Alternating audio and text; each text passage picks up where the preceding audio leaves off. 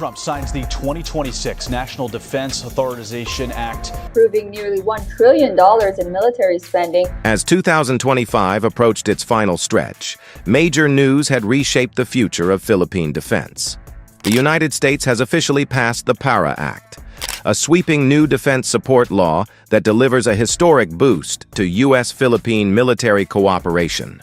Known formally as the Philippines Enhanced Resilience Act, the legislation cleared the U.S. Senate and was signed into law by President Donald Trump. The impact is significant. Under the 2026 National Defense Authorization Act, the Philippines is now guaranteed $2.5 billion in U.S. security assistance, marking Washington's most substantial defense investment in Manila since the Cold War. The PARA Act, introduced in 2024 by Senators Bill Hagerty and Tim Kaine, unlocks $500 million per year for 5 years, aimed squarely at modernizing Philippine defense forces and deepening military cooperation between the two allies. As the senators put it, strengthening the Philippines is essential to counter China's aggression and safeguard freedom, security, and prosperity across the Indo-Pacific. While the total package reaches $2.5 billion over half a decade, the 2026 NDAA alone opens the door to $1.5 billion in funding next fiscal year. The mission is clear: equip and train Philippine forces to better defend the country's sovereignty. The law prioritizes coastal defense, long-range strike capabilities, air defense systems, and maritime domain awareness. Key gaps Manila has struggled to fill under its Horizon 3 military modernization plan due to budget constraints. Philippine Defense Secretary Gilberto Teodoro and Armed Forces Chief General Romeo Brawner have openly sought advanced American systems, including ground-based missile launchers capable of firing Tomahawk cruise missiles and high-mobility rocket artillery. These platforms are seen as critical to deterring Chinese forces operating near Philippine waters. Beyond weapons, the NDAA also targets infrastructure, both civilian and military, to prepare the Philippines for potential regional crises. Congress has mandated annual progress reports from the U.S. State Department to ensure these defense initiatives stay on track. This surge in American support didn't come out of nowhere. In recent years, Washington has sharply increased backing for its longtime Southeast Asian ally as China intensifies its push across the South China Sea, much of it within the Philippines' exclusive economic zone. The Biden administration previously committed $500 million in aid and deployed drones to the Philippines. Efforts the current Trump administration has now expanded. Since 2022, Chinese forces have escalated their tactics, using water cannons, ramming maneuvers, lasers, and aggressive close encounters against Philippine civilian and government vessels at disputed reefs and shoals. For the United States, the stakes are high.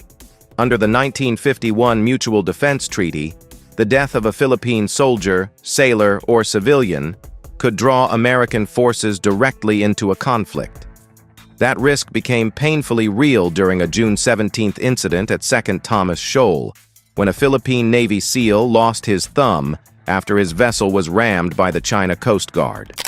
The clash reportedly triggered contingency planning to deploy U.S. Marines from Australia if the situation spiraled further.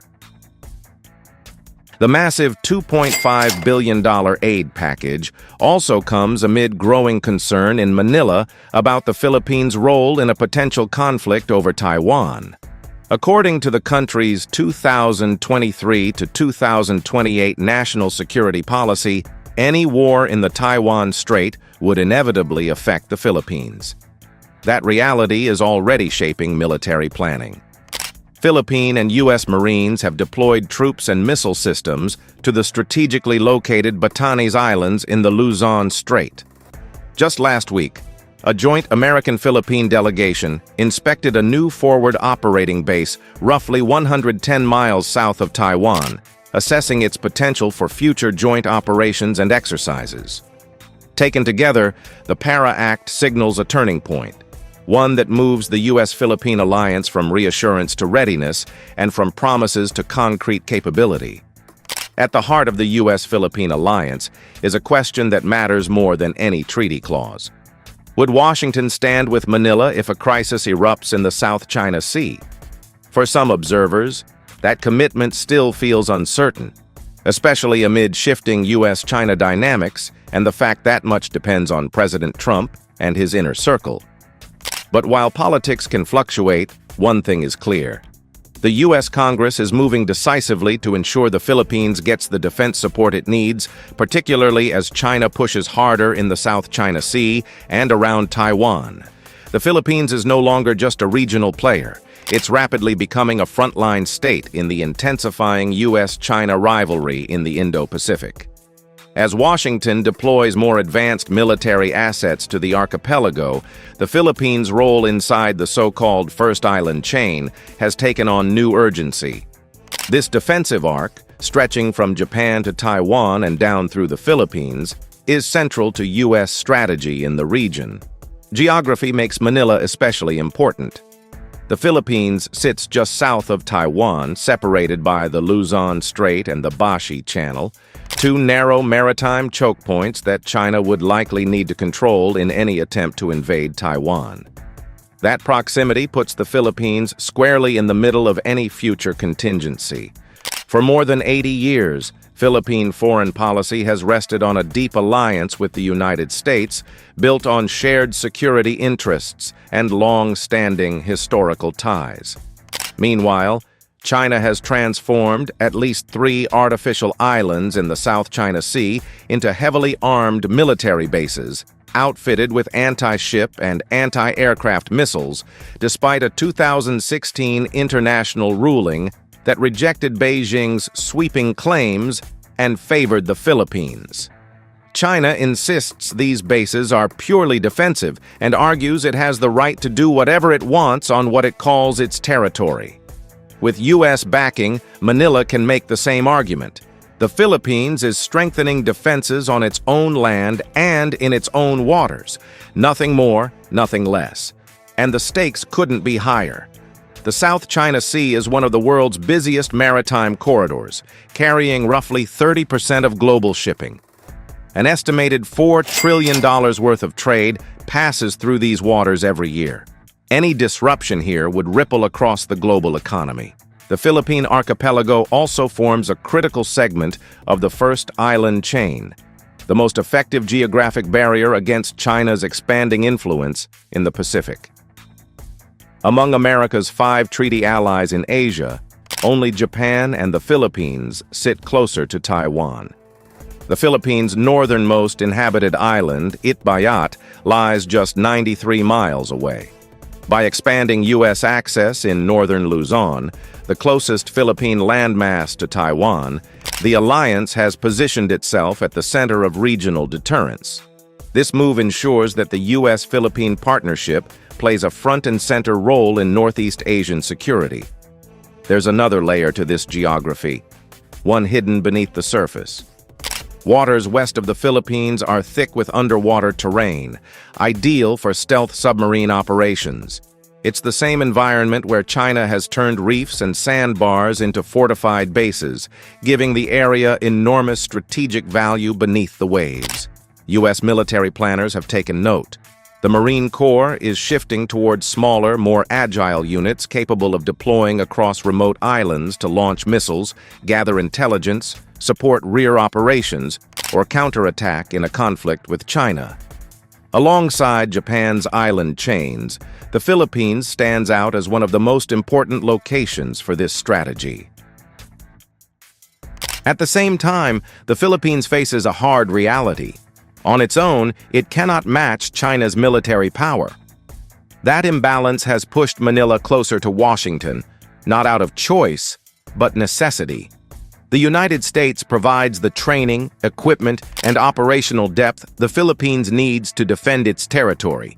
And for Washington, the Philippines isn't just a partner. It's a treaty ally sitting on a critical node in America's defense perimeter across East Asia, the South China Sea, and the Western Pacific. With its advanced weapons, battle-tested forces, and global reach, the U.S. military remains capable of deterring Chinese expansion in the region. A stronger American presence in northern Philippines also strengthens joint planning for the most dangerous scenario of all: a Chinese attempt to forcibly take Taiwan. In the end, Beijing's actions have narrowed Manila's options. Faced with growing pressure and limited alternatives, the Philippines chose the only viable path forward, tightening its alliance with the United States to balance an increasingly assertive China. The U.S. and the Philippines remain firmly committed to their treaty alliance, working tirelessly to strengthen defense cooperation and ensure seamless interoperability between their forces. Manila continues to emphasize the importance of this partnership, engaging closely with Washington to advance shared goals and regional security priorities. At the center of this collaboration is the Enhanced Defense Cooperation Agreement, EDCA, established in 2014. It allows U.S. forces rotational access to agreed sites across the Philippines for security cooperation, joint military training, humanitarian missions, and disaster response operations. These arrangements aren't just exercises, they're a strategic backbone for regional stability. The Philippines recognizes EDCA as essential not only for its own defense, but also for advancing U.S. interests in the Indo-Pacific, particularly in countering China's growing assertiveness. American assistance is vital to Manila's ongoing military modernization, especially its efforts to bolster maritime capabilities against Chinese harassment of vessels and aircraft in its exclusive economic zone. Much of this support is funded through the Pacific Deterrence Initiative, PDI, Washington's strategic plan to counter China across the Indo-Pacific through infrastructure investment, capability upgrades, and partnerships with key regional allies. While EDCA provides the legal framework for rotational deployments and facility upgrades, the Pentagon's PDI ensures these initiatives are well-resourced. With China identified as the pacing threat, the PDI aims to enhance deterrence by investing in advanced capabilities, operational concepts, and strategic infrastructure. The challenge is formidable. A rising China seeks to reshape the geopolitical landscape of Asia, and the U.S. relies on strong, dependable allies to maintain balance. Over the past decade, diplomatic and military engagement has deepened U.S. ties in the region, but relationships remain fragile without constant attention and reinforcement. The Philippines has consistently provided Washington with critical concessions driven by strategic necessity. Under President Marcos Jr., the number of EDCA sites has expanded from 5 to 9, giving U.S. forces greater access to key military bases across the archipelago.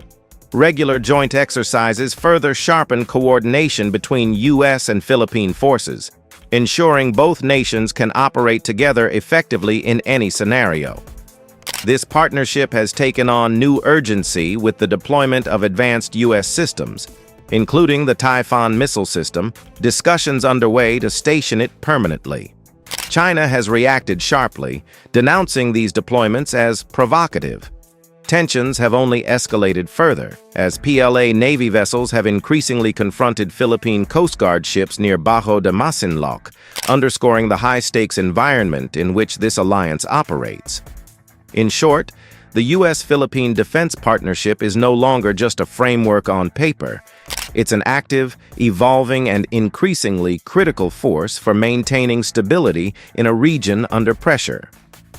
Amid ongoing territorial tensions, the core pillars of U.S.-Philippine security cooperation, the Mutual Defense Treaty, the Enhanced Defense Cooperation Agreement, EDCA, and the annual Balikatan exercises, are built to endure, no matter who sits in office in Manila or Washington. The Philippines occupies a strategically critical position for the United States in the Indo-Pacific, especially when it comes to curbing China's growing influence. Two flashpoints define the U.S.-China rivalry: the South China Sea and Taiwan. Deploying U.S. personnel and advanced systems to Philippine soil isn't just about deterrence. It's about preparing for contingencies that could arise in Taiwan. Given its proximity to the Luzon Strait and the Bashi Channel, the Philippines could serve as a forward staging ground or operational outpost for U.S. forces in any conflict between Beijing and Taipei. This makes it difficult for President Marcos Jr. to alter Manila's current approach in the South China Sea, which aligns closely with broader U.S. strategic objectives, even if official documents never explicitly say so. In practice, the Philippines is supporting the First Island Chain strategy, reinforcing U.S. efforts to restrict Chinese maritime access while safeguarding critical sea lanes. Manila was the first ASEAN country directly affected by China's militarization in the South China Sea, highlighting the asymmetry between regional powers, limited economic and military clout versus Beijing's expansionist ambitions. For over 7 decades, the Philippines has been an indispensable U.S. The U.S.-Philippine alliance is stronger than ever, with enhanced defense cooperation, strategic deployments, and forward-looking modernization shaping the future of regional security. As tensions in the South China Sea and around Taiwan continue to evolve, this partnership ensures the Philippines remains a key player in maintaining a free and open Indo-Pacific. If you found this insightful, don't forget to like, share, and subscribe for more updates and analysis.